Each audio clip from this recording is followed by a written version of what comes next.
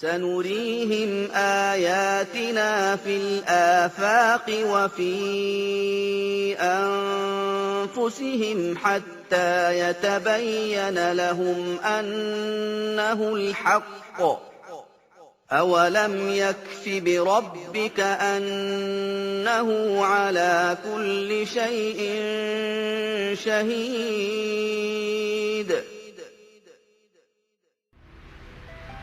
Since the Middle Ages, scientists have developed sophisticated new theories about the enormity of the universe and our place in it. Theories that often have no room for God. Many phenomena have appeared mysterious or miraculous or magical. And then through the process of science, we've eventually understood them. Scientists gradually realized that the sun really is just one star among a multitude of stars in a gigantic galaxy having hundreds of billions of such stars. And all this was created in a Big Bang 13.7 billion years ago. But while scientific theories, observations, and experiments tell us where we are in the cosmos, they don't answer the eternal questions: why we're here, and who, if anyone, created us.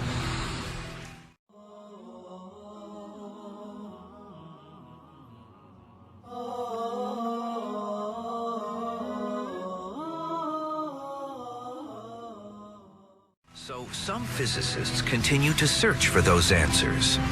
What they're finding is extraordinary. A remarkable unseen order that may govern the universe. We're all struck by the beauty and majesty of the natural world about us, the trees and the sky and the beauty of a sunset. It is awesome in its majesty. How can we make sense of it all? We need to look at the hidden subtext of nature, the mathematical relationships that underpin it, forming a sort of shadow world. Some people think of this as like a cosmic code. Regardless of whether or not they believe in God, most scientists agree the cosmic code appears to exist. Everything in the universe is determined by the fundamental forces of nature. The strengths of those forces are characterized by numbers called fundamental constants that are so sensitive that if they changed by just a little bit, the universe as we know it wouldn't be here. For example, if the rate of expansion of the universe right after the Big Bang had changed by 1 part in a quintillion is 1 with 18 zeros after it, the universe would continue to expand or collapse back on itself, and none of this would be possible. To illustrate just how small a number 1 part in a quintillion is, imagine all the grains of sand on this beach.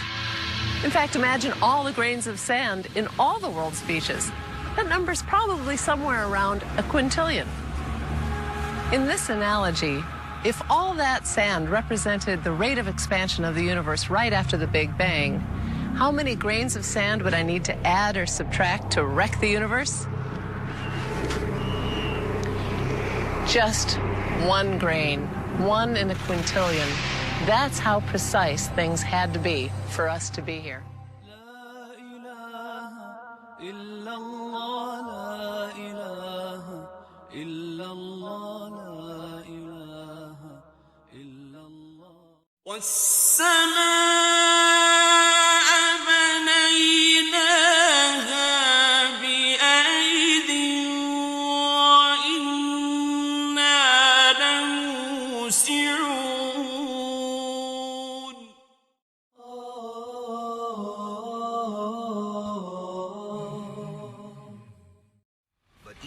The Big Bang was perfectly calibrated, intelligent life would never have formed if matter had spread evenly across the universe. Had it been perfectly smooth, then there wouldn't be any clumps which would gravitate and form stars and galaxies. So we needed slight irregularities in the distribution of matter in the universe. Had those irregularities been much smaller, stars and galaxies wouldn't have formed. Had they been much larger, everything would have collapsed to form black holes.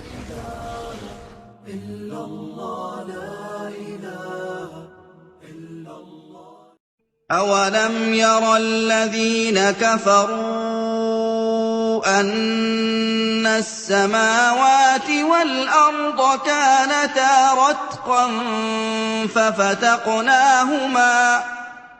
ففتقناهما وجعلنا من الماء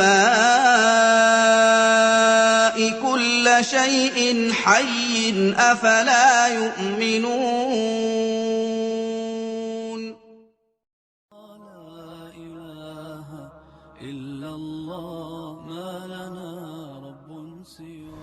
But even with the right distribution of matter throughout the universe,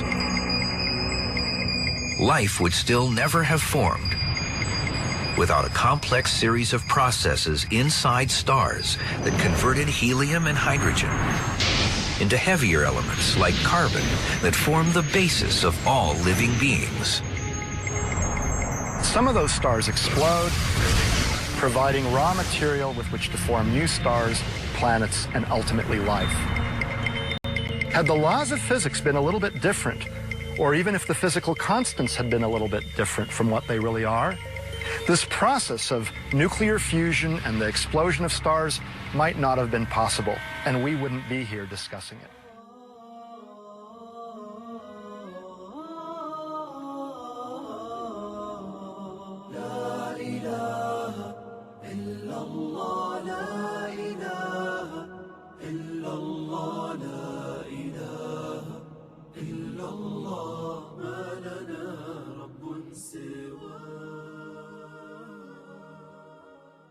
ثم استوى إلى السماء وهي دخان فقال لها وللأرض ائتيا طوعا أو كرها قالتا أتينا طائعين.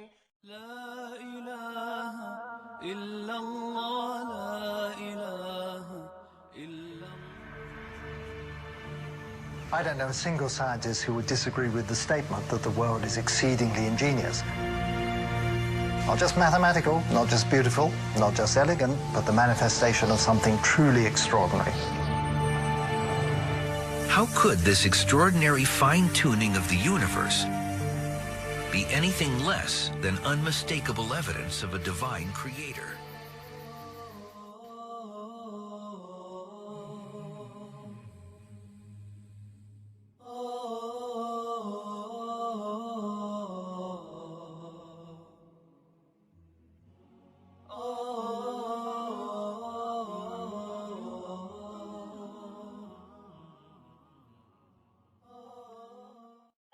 إن في خلق السماوات والأرض واختلاف الليل والنهار لآيات لأولي الألباب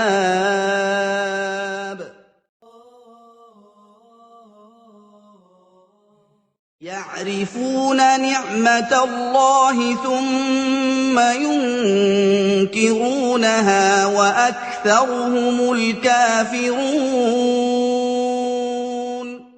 انظر كيف نبين لهم الآيات ثم انظر أنى يؤفكون